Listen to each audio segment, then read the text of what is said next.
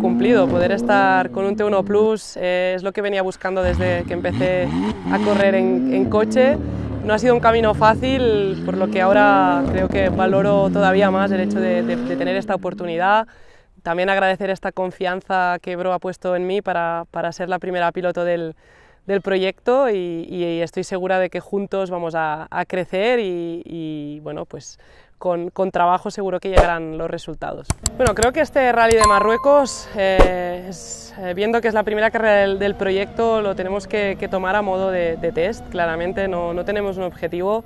Creo que el objetivo será hacerlo bien en el Dakar, pero ahora será pues rodar el equipo, el coche, yo misma, ¿no? Adaptarme también a este cambio del 4x2 a un 4x4, así que no nos planteamos ningún resultado, sino acabar satisfechos con el trabajo hecho. Bueno, es un